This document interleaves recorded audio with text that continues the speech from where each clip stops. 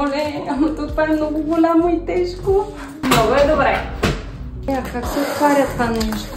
Мисля, че ще прекратим връзката си с Най. Много съм гладна. Имам чувството, че ще се обърнем. Правим багажи в 10 часа вечерта, но няма проблем. Здравейте, приятели, и добре дошли във вторият ми влог. Днес е 21 юли, като ние официално стартирахме с подготовката за 26-дневното ни приключение, което ще преминем през 10 различни държави. Няма да ви казвам все още кои са те, ще разберете по-нататък в видеята. Утре обаче пътуваме за Дания, Копенхаген. Ако се чудите защо, то родителите ми, семейството ми живеят там, майка ми, приятелят и кученцето ми, като ще останем там 10 дни, след което се връщаме обратно за ден-два и отново тръгваме за така дългочаканото ни пътешествие, европейско пътешествие. Така че, за да съм по-спокойна и организирана и да не забравя нещо, реших да оправя багажа си сега с вас, така че хайде, взимам ви с мен.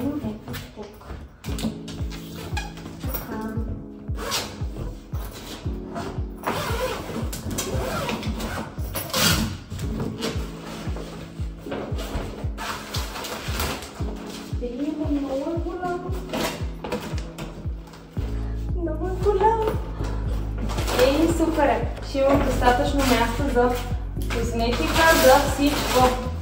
Чудя се, тези ризи достатъчни ли са ми или имам нужда от още? 1, 2, 3, 4, 5, 6, 7, 8, 9, 10. 10! Само ризи. И тук започнахме голямото оправяне на багажа. Това винаги ми е малко като пъзел, как да събера всичко, което искам да взема в този уж нормален на вид куфър. Всеки път си казвам, този път ще взема по-малко неща и всеки път куфърът буквално ми се смее в лицето. Редя и се опитвам както винаги да съм стратегическа, дрехите на ролки, по-тежките и големи неща отдолу, а по-малките и лесни отгоре. Но естествено накрая винаги нещо се обърква и не се побира. Имам чувството, че дрехите буквално се размножават сами след като ги сложа вътре. И естествено моментът с банските, роклите, ризите и всичко останало. Чудя се между всички 350 вида дрехи, сякаш ще имам време да ги нося всичките. Но да, ако до сега оправяхме куфари за 7-10 дневни пътувания, този път говорим за цели 26 дни. Това вече си е сериозна работа, почти като да подготвиш мини гардероб. Но честно казано се научих да се справям и с тези кризисни ситуации, благодарение на това, че пътуваме толкова често и почти постоянно оправям куфари и раници. Вече съм изградила някаква система. Малко или много с времето просто ставаш по-добър в това и успяваш да побереш повече, отколкото изглежда възможно. One eternity later. Както виждате, тук куфърът вече е почти пред пръскане. Първо, разбира се, опитах да го затворя като нормален човек. Натискам, дърпам ципа и бутам последните дрехи. И въпреки, че горе-долу някак си успях, си беше голяма борба, в този момент просто осъзнах, че няма смисъл да се мъча и включвам Ивана режим в действие, така че свалих куфара на земята и дойде класическият момент, в който буквално се налага да седна върху него, за да го затворя. Ако не сте сядали върху куфара до сега, значи просто не сте пътували достатъчно. Това си е моето мото, но в крайна сметка всичко мина успешно и успяхме да оправим багажа. След голямото ни приключение с куфара с нощи и едно бързо юхо, дойде време за същинското пътуване. Станахме в 5:30 сутринта, класика преди път, нали знаете. Полуспящи, но развълнувани си хванахме метрото, което ни отведе до автогарата, а там ни чакаше добре познатият ни Фликсбус. За тези от вас, които не са пътували с него, това е един от най-удобните начини да стигнете от Хамбург до Копенхаген. Пътуването е около 5-6 часа, като често включва и ферибот. Супер приятна пауза по средата. Автобусите почти винаги са двоетажни, добре климатизирани, с много място, удобни седалки, Wi-Fi и дори тоалетна, която си е плюс при по-дълъг път. А най-хубавото е, че билетите са доста по-евтини от самолетните, които понякога са наистина на безумни цени, въпреки че самият полет е само час и половина.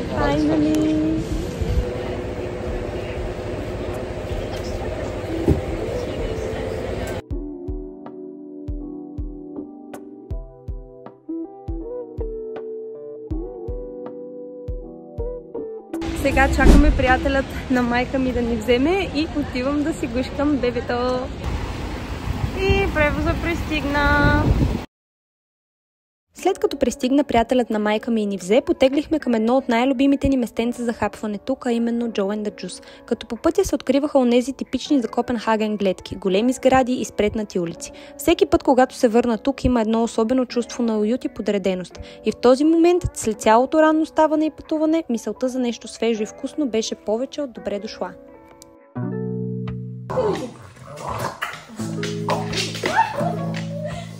Искаме си, я да те видя.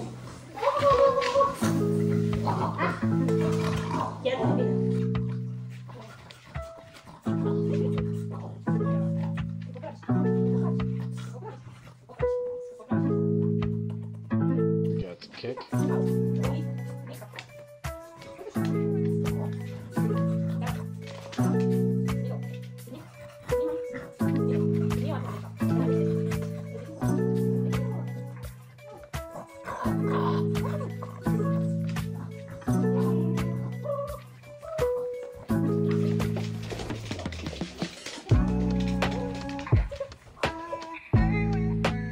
Така, след дълго чаканата ни среща с кученцето ми, в къщата ни очакваше още една изненада. Мил подарък от майка ми и приятелят й, в който и двамата с приятелят ми се влюбихме. Винаги успяват да ни изненадат. А тук ви показвам малко от къщата на семейството ми отвън. Намираме се извън Копенхаген на едно тихо и много спокойно местенце, далеч от шума и забързаното темпо в града. Тук винаги е някакси по-бавно, по-чисто, по-истинско и честно казано точно от това имахме нужда. А вечерята е класика. И добро утро от Тоби, който трябва да извеждаме на разходка.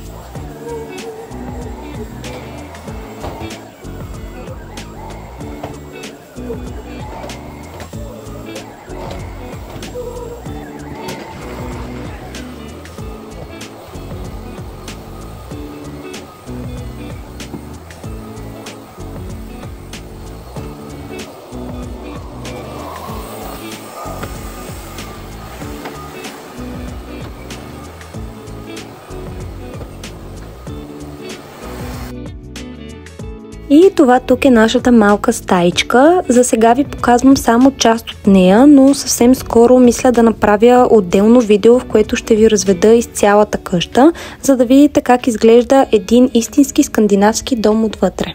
И здравейте, приятели! Вчера не успях да снимам много, но просто излезнахме и се прибрахме много късно, а пък ние бяхме изморени и от пътя и направо заспахме. Днес денят няма да бъде кой знае колко по-различен от вчерашния. Ще си почиваме, ще бъде по-лежерно, но по-полезно. Имаме да свършим няколко задачки в центъра, разходки и общо взето това ще е. Утре ще бъде по-интересно. Да, искам и се да пусна дрона днес, за да направя няколко кадри, след което мисля, че ще отидем и до магазинът, за да вземем няколко неща. И общо взето това ще е. Времето изглежда обещаващо добре, но все още няма да бързам да говоря, тъй като виждам, че има и облачета. Надявам се да се оправи. Даваше го да бъде много зле, но се надявам да се оправи.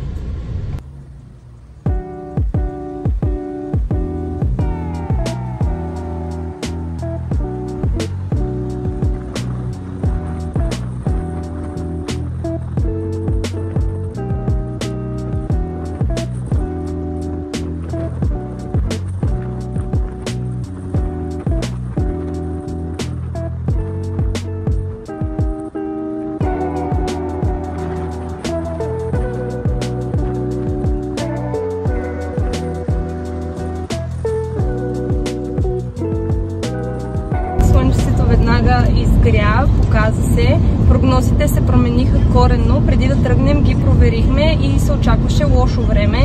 А сега следващите дни, следващите 4 дни всъщност, го дава да е хубаво, топло с слънчице, което е перфектно за нас. Сега, както ви казах, отиваме да свършим малко работа до центъра, ще се върнем и ще разходим кученцето ми, като ще се включи с директни кадри от там. Днес ще бъде по-лежерно, както казах, а утре ще ви заведем до едно много интересно място и красиво, което съм сигурна, че повечето от вас знаят, или поне тези, които са идвали в Копенхаген. А затова останете на линия.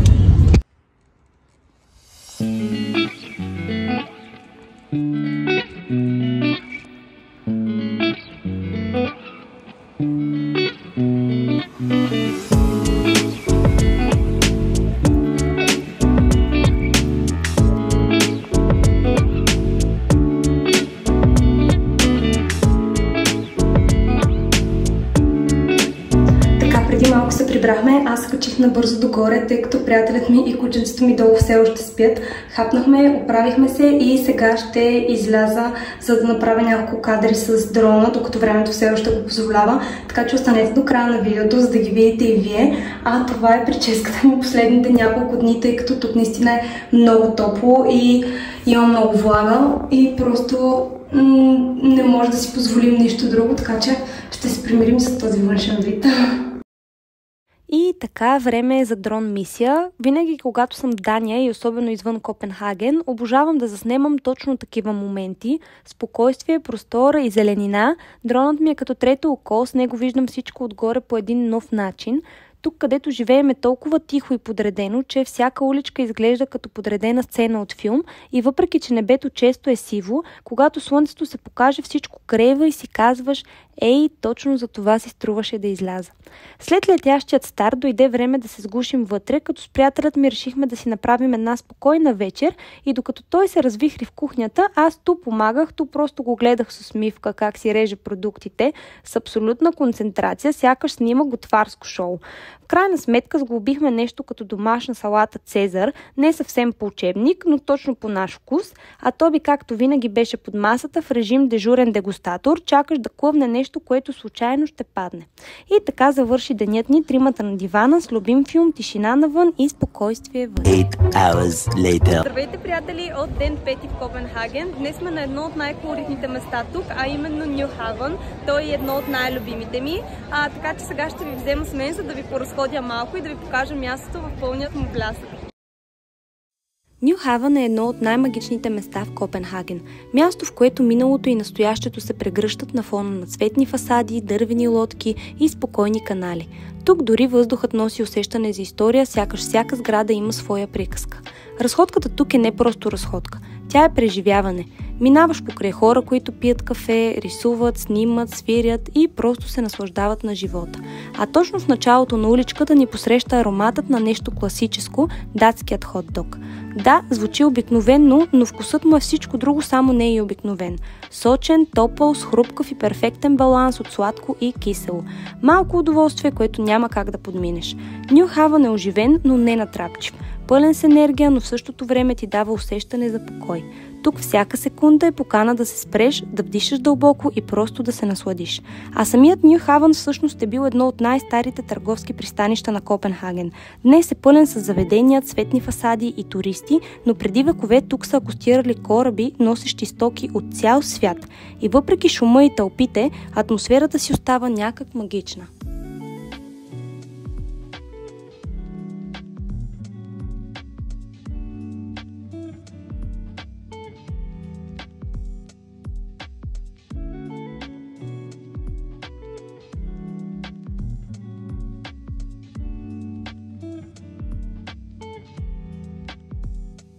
Приятели, тук е пълна лудница, затова ако планирате да посетите мястото, определено трябва да го направите или рано сутрин, или късно вечер.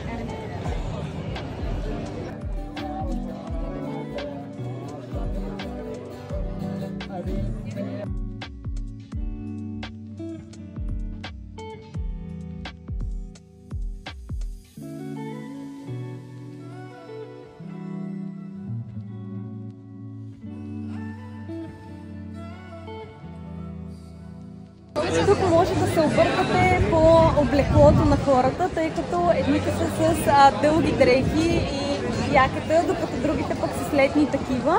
Тях може да ги различите по местни и туристи. И така, приятели, ние си тръгваме от Ню Хавън, тъй като стана доста студено, а и всеки момент ще започне да вали. Пуснахме дронът за няколко кадри, но естествено веднага ни беше направена забележка, тъй като тази зона тук е забранена. И се радваме, че не ни конфискуваха дрона, а се разминахме само с забележка, но да. И така, тръгнахме си от Ню Хавън, а Копенхаген, както винаги, ни изненадваше с красиви градски гледки по пътя, типично в негов стил. Ако има нещо, което не харесвам в Копенхаген, то е шофирането.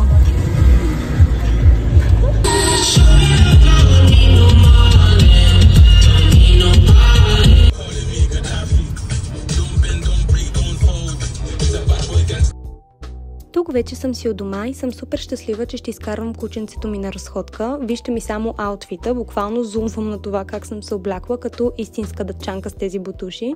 След разходката се прибрахме, сготвихме си нещо вкусно, хапнахме си спокойно и честно казано нищо повече не съм снимала за тази вечер.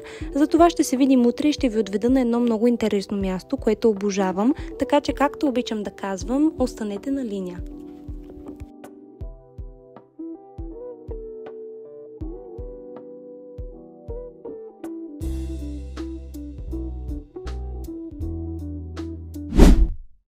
И нов ден, ново приключение. Потегляме към едно мое много любимо място, Коге, малко спокойно градче извън Копенхаген, което наистина си заслужава.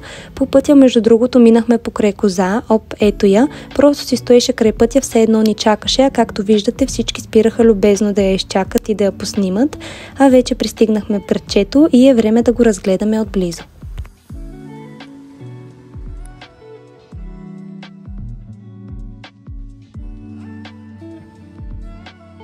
И вече пристигнахме в Коге, място с уникален дух и атмосфера. Много кълдъръмени улички, прекрасно за разходка и за снимки. Ще можем да си отдъхнем малко също така, тъй като в Копенхаген всички знаем, че си е малко лудница. Затова сега ще ви разходя и из тези красиви кътчета в Дания. Забравих да ви кажа, че мястото е само на 40 минутки път с кола от Копенхаген. Мисля, че има и автобус до тук. Ще проверя и в края на видеото ще ви дам малко повече информация. Така че преспокойно, ако идвате в Копенхаген, може да си отделите един ден за това прекрасно място, тъй като наистина има доста какво да се види. Коге е малко градче с изненадващо богата история, като се смята за едно от най-добре запазените средновековни селища в Дания. Тук се намира и една от най-старите сгради в страната, датира още от 1527 година. Атмосферата е спокойна, с кокетни цветни къщи, кълдъръмени улички и усещане, че времето тече по-бавно. Идеалното място за разходка, чаша кафе и едно бавно датско следобедно усещане. Интересното е, че въпреки, че е малко, градчето има оживен център с пазарен площад, който още от средновековието е бил сърцето на местния живот. Все още можеш да видиш типичната датска архитектура от 16 и 17 век, запазена в оригинал. През лятото често се организират улични събития, пазарчета и концерти, а местните хора са усмихнати и спокойни, точно като мястото, в което живеят. Коге съчетава история, уют и онзи типичен скандинавски минимализъм, който те кара да се чувстваш добре, дори без да знаеш точно защо.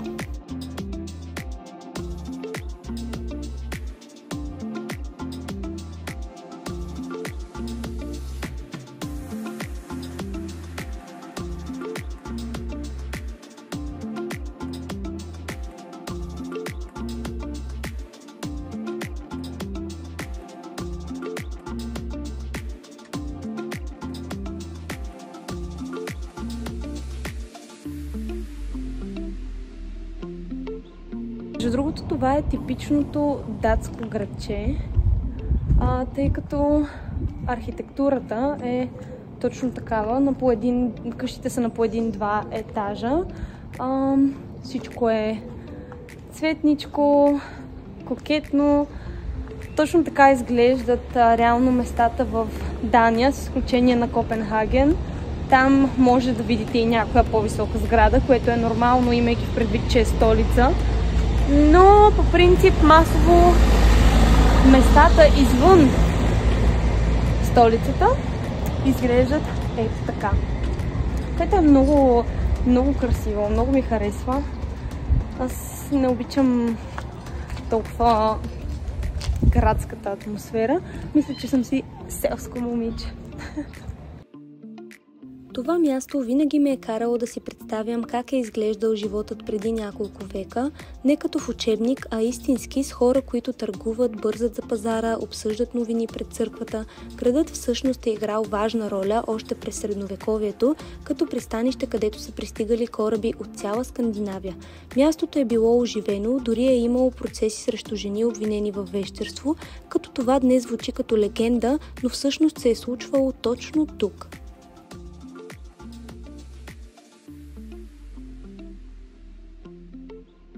Тръгваме си, но Християн ми обеща, че следващият път отново ще дойдем.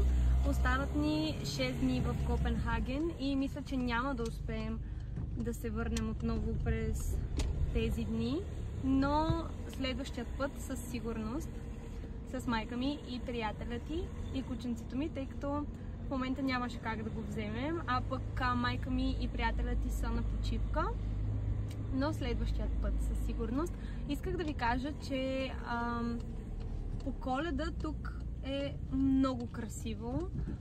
Правят огромни базари, украси и изглежда феноменално, защото градчето е точно такова малко и китно. И когато му се сложи повече украса, става вълшебно.